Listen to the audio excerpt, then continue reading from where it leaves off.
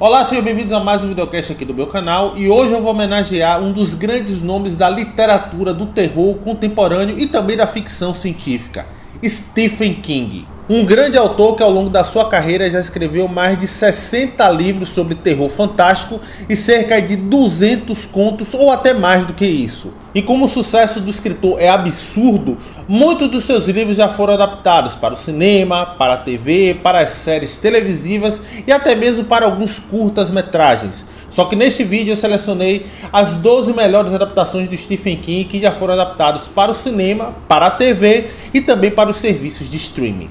E a única regrinha que eu criei para montar esse vídeo foi a seguinte: todos os filmes que eu irei citar, os 12 no caso, vão seguir a ordem cronológica de lançamento. E outra regra, os filmes que foram lançados diretamente para a TV, que é como se fosse um mini filme ou séries mais extensas de 4 capítulos ou mais, não entrarão aqui. Um exemplo disso é A Dança da Morte, uma adaptação que eu gosto bastante, só que foi lançada diretamente para a TV com formato de série. Ou seja, esse tipo de modelo de filme não entrará aqui. Provavelmente em um futuro não tão longe eu faça um vídeo focado justamente nessas produções que foram lançadas diretamente para a TV no formato de minissérie, como A Tempestade do Século, que na verdade tem um roteiro do King, não é adaptado de um livro, mas é bem interessante, Salem Lost, enfim. Então, se você gosta de Stephen King e gosta das suas adaptações, já gostou da pauta deste vídeo, já deixa sua curtida aqui embaixo, venha me seguir no Instagram que eu falo de conteúdos por lá que não vem aqui para o canal e não esqueça de se inscrever aqui embaixo para não perder os próximos conteúdos, beleza? Agora sim, vamos falar das 12 melhores adaptações do Stephen King que nós já tivemos para o cinema. Bem, o primeiro filme que começa essa lista é Carrie, a estreia de 1976, dirigido pelo grande Brian De Palma, que eu acho que é um dos grandes nomes a trazer bem aquele conceito da nova Hollywood para o cinema. E aqui ele adaptou o primeiro livro que o Stephen King escreveu. E a história por trás de Carrie envolve a estranheza de uma garota, onde ela tem certos dons sobrenaturais, mas que isso é utilizado justamente a favor dos seus tormentos e do próprio gênero do terror. E além disso, é um filme que ele traz uma crítica muito boa sobre julgamentos sociais, sobre o bullying, como é chamado hoje em dia, e também mostra como uma alienação religiosa pode ser mais maléfica do que certos dons obscuros. E é um filme que inovou até no quesito de montagem, de narrativa, porque o Brian De Palma traz uma edição aqui chamada Split Screen, que divide a tela no meio para mostrar várias situações ao mesmo tempo. Isso funciona muito bem a favor do próprio terror, principalmente no terceiro ato, quando realmente a Carrie se expõe. É um filme que eu gosto bastante, ele é assustador na medida certa e incomoda justamente por tudo que acontece ao redor da Carrie. 4 anos depois tivemos outro grande clássico do terror e dirigido pelo mestre Stanley Kubrick, que inclusive o livro do Iluminado é eleito por muitos como um dos melhores livros de terror já escrito pelo King. E a forma que o Stanley Kubrick dirige essa adaptação é magistral, porque nós temos claramente aqui um filme de terror psicológico, onde coloca um ambiente, que no caso é o Hotel Overlook, praticamente como um personagem. E em cima dessa ideia é que todo o horror bem sufocante e atormentador é trabalhado. E fora que nós temos também o Jack Nicholson interpretando o personagem Jack Torrance. A transformação dele vai sendo bem vagarosa a favor do próprio clima de terror, e quando ele realmente começa a se revelar é algo extremamente assustador. Você não sabe realmente o que é que ele vai fazer. Clássico absoluto do terror, tanto da literatura como do cinema, e apesar do Stephen King não gostar dessa adaptação em si, tanto que ele escreveu o roteiro para uma outra feita para a TV, é um filme que a gente não pode tirar o mérito que ele tem, justamente pela sua qualidade e pelo clima aterrador que ele entrega. 3 anos depois tivemos Na Hora da Zona Morta, um filme que foi feito exclusivamente para a TV, só que aqui tem um grande diferencial: a direção. David Cronenberg. E é uma história que ele tem sim um quê de mistério, de suspense, que vai se desdobrando em cima de uma conspiração política envolvendo o fim dos tempos. E toda essa ideia vai sendo construída devido a um certo dom, se é que eu posso chamar assim, que o Christopher Walken desenvolveu depois de um acidente. Ele começou a ver coisas que iriam acontecer no futuro, e isso inclina justamente para a ideia da trama central envolvendo aquela conspiração política. É um filme muito bom, gosto bastante dele. E apesar de tantas situações que acontecem ao mesmo tempo, ainda há espaço aqui para um romance que é muito bem feito. É um baita trabalho do Cronenberg, que eu acho até que é um pouco ofuscado por outros trabalhos do diretor, envolvendo body horror e até a ficção científica. Mas esse é um filme que realmente vale a atenção para caso alguém ainda não tenha assistido. 3 anos depois, vamos agora para um filme que não é de terror nem de suspense, é um filme de drama chamado Conta Comigo, que é adaptado de um dos contos presentes no livro As Quatro Estações. E apesar da história conter uma ideia simples por trás, envolvendo a procura de um corpo por certos garotos, o texto da obra em si é muito bom, é muito forte, pois envolve aceitação, descobertas, confiança e um forte vínculo de amizade que irá durar a vida inteira. Inclusive o diretor Rob Reiner, que já dirigiu outras adaptações do King, que também vai estar nessa lista, entendeu muito bem o texto do próprio autor e conseguiu transpor isso muito bem para o cinema nas suas obras audiovisuais. Inclusive o próprio King já falou que Stand By Me, que é o título original, é um dos seus melhores contos. Eu coloquei até um vídeo lá no Instagram onde o King elege os seus 5 melhores livros e Stand By Me está nessa lista. Passe lá no Instagram e dê uma conferida nesse vídeo, é bem curtinho, mas é bem legal. Já em 1989, temos Cemitério Maldito, baseado em um livro chamado O Cemitério, que assim como Iluminado é eleito por muitos como um dos livros mais perturbadores que o King já escreveu. E a história aqui mostra basicamente um cemitério indígena bem misterioso, que por trás dele contém uma certa maldição, que todo mundo que foi enterrado por lá voltou de uma forma bem diferente. Não posso dar maiores detalhes, que aí já entra na zona do spoiler. E a forma que esse terror é construído em cima dos personagens é bem interessante, porque existe o contraste do senhorzinho que acredita em cima do homem que é cético, que acha que tudo aquilo ali é invenção, é uma, digamos, lenda urbana, mas quando realmente as coisas começam a acontecer, a gente consegue ver que aquilo está longe de ser algo imaginativo. É o tipo de filme que ele vai se desdobrando de uma maneira bem agoniante, perturbadora. Inclusive, existe uma cena de atropelo nesse filme aqui envolvendo uma criança que é muito difícil de assistir. Cemitério Maldito, um baita filme legal, teve um remake que eu não acho ruim, mas não tem aquela mesma pegada do filme de 89. Se por acaso você ainda não assistiu, assista, porque é muito bom. Ah, esqueça as continuações, que para mim são dispensáveis. Um ano depois, nós tivemos também uma das melhores adaptações e livros do Stephen King, Louca Obsessão, no qual o título original se chama Misery, que também o livro é eleito por muitos dos fãs como uma das melhores escritas do King. Inclusive o próprio autor considera que esse é um dos seus melhores trabalhos. E a história em si é relativamente simples, mas o que choca mesmo é o fanatismo doentio de uma fã, que funciona quase como uma autocrítica. Eu não sei se o King teve essa ideia ou não, de certos fãs alienados pelo autor, que acham que ele tem que escrever de determinadas formas.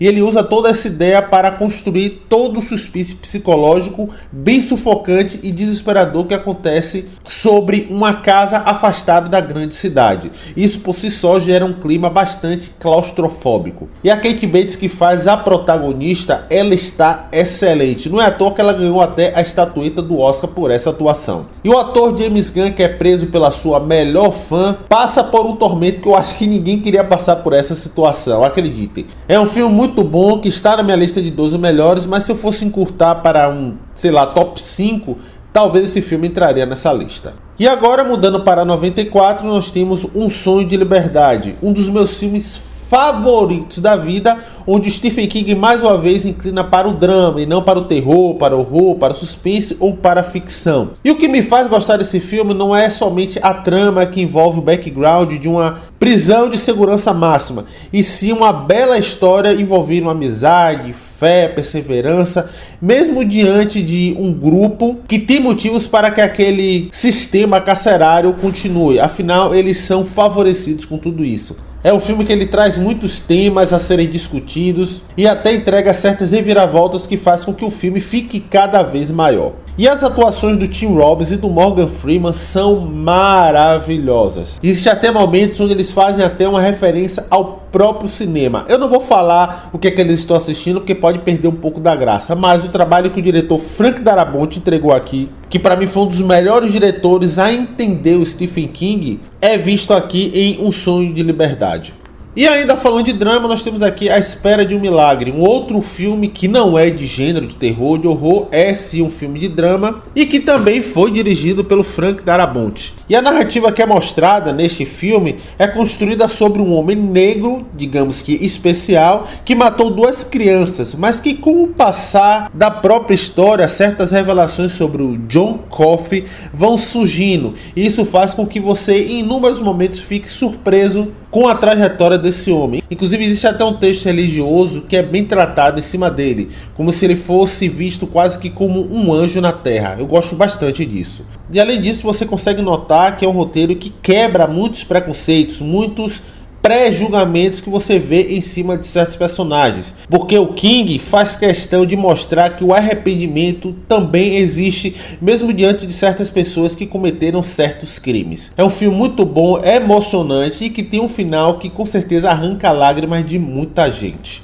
Saindo agora do drama, vamos para ficção científica. O Nevoeiro, que é adaptado de um livro chamado A Tripulação de Esqueletos, onde o King já coloca o pé justamente na própria ficção, como eu citei anteriormente. E esse é um filme que a ideia envolve basicamente seres de outro planeta que invade a Terra e está matando geral. Porém, isso é apenas um detalhe, porque a história que é vista aqui é construída basicamente dentro de um mercado, que isso por si só deixa a narrativa um tanto claustrofóbica, mas o que traz todo o medo e o horror não são os monstros em si, são os temperamentos das pessoas, as ideologias, o egoísmo que cerca cada uma delas. Isso faz com que o próprio mercado seja tão aterrorizante quanto as figuras que estão fora dele. Inclusive o fator humano, o fator medo é algo muito bem trabalhado pelo King em várias outras histórias.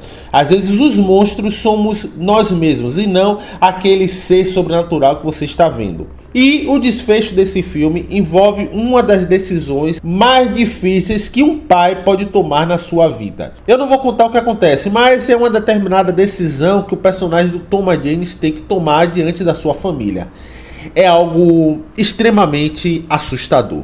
E pulando agora 10 anos, nós temos Jogo Perigoso, um filme que foi produzido pela Netflix e para mim é um dos trabalhos mais subestimados do autor, porque é um filme que ele é muito manipulador, ele quebra muitas expectativas, principalmente pela forma que ele começa, porque a ideia inicial era mostrar uma proposta de inovação de um casamento que está quase se acabando, e um casal resolve se isolar em uma casa para reviver um novo amor, eu vou chamar dessa forma, só que depois de uma determinada situação, que eu não vou falar aqui qual é, as coisas mudam drasticamente sobre a personagem da Carla Gugino. E esse é um filme que ele pega de surpresa porque você não sabe ao certo aonde ele quer chegar. Horas você tem um filme mais sufocante, atormentador, às vezes ele sufocava pela tensão, horas ele transita pelo sobrenatural, pelo sugestivo, você não sabe se aquilo tudo é alucinação ou é realidade. Inclusive tem certos momentos que o filme traz até temáticas mais pesadas envolvendo o pai com a filha. Não vou dar maiores detalhes, é o tipo de filme que você precisa assistir para ter noção dessa experiência. Eu só acho que o terceiro ato ele é um pouco broxante. É o mal do King, né? Tem vários sinais que ele não sabe terminar. Mas digamos que 85% do filme ele funciona muitíssimo bem. É uma baita adaptação do King que vale muito a pena ser visto. E ainda no mesmo ano nós tivemos 1922, uma outra produção também distribuída pela Netflix. E aqui é baseada em um conto do autor, onde mostra a história de um pacato homem, bem conservador, que não aceita a decisão vindo da sua esposa em querer mudar daquela fazenda. Ela não aguenta mais aquela vida. E como ele não quer sair dali, ele resolve tomar uma decisão sobre a sua esposa, que com certeza vai ter certas consequências bastante perturbadoras. É uma trama relativamente simples no seu conceito, mas que ganha contornos assustadores com elementos sobrenaturais devido à ganância e o egoísmo do próprio homem. Inclusive são duas temáticas que são muito bem trabalhadas aqui. O fator orgulho é muito bem explorado em cima de todo o roteiro, só que inclina para um terror mais pessoal. É o típico de thriller macabro sobre os efeitos de certos atos impensáveis. E minha última adaptação, que eu considero como uma das melhores, não podia ser outra. It, a Coisa, que é eleito também por muitos dos fãs como uma das obras mais assustadoras escrita pelo Stephen King. E eu gostaria de abrir até uma discussão diferente aqui, porque a história de It eu acredito que todo mundo conhece. Só que o texto que o King traz no seu livro, junto com a ideia que o Andy Muschietti respeita muito bem nessa adaptação, é que o palhaço Pennywise, ele é assustador porque ele resgata bem certos traumas do passado e usa os seus medos mais profundos justamente para ficar ainda mais assustador. É um filme de terror que te atormenta justamente pela ideia que engrandece o próprio palhaço It. E a adaptação que o ator Billy Skarsgård faz aqui é sensacional. Eu gosto muito da interpretação do Tim Curry como It, ele fez um trabalho muito bom no telefilme de 1990, mas a profundidade que o Skarsgård dá sobre o Pennywise, para mim, é muito mais convincente, até mesmo porque a obra explora bastante esses textos mais interpessoais a favor do próprio terror. Se por acaso você não assistiu It, a parte 1 e a parte 2, é um filme dividido em dois, assista porque é muito bom. Mas eu acho que essa primeira parte, ela capta bastante todo o conceito escrito pelo King no seu livro. E é isso, gente, foi o vídeo de hoje, as 10 melhores adaptações do Stephen King, que eu particularmente gosto bastante. Eu gostaria de expor aqui para vocês, deixar registrado essa minha lista. Se você acha que o King já teve uma outra adaptação tão boa quanto essa que eu falei, exponha sua opinião aqui nos comentários, assim o debate fica mais interessante. E não esqueça de, antes de sair, deixar aquela curtida, venha me seguir no Instagram que eu falo de filmes por lá, de vários conteúdos que não vêm aqui para essa mídia. E antes de ir embora, não esqueça de assinar o canal, beleza? Vou ficando por aqui, um abraço e nos vemos nos próximos vídeos.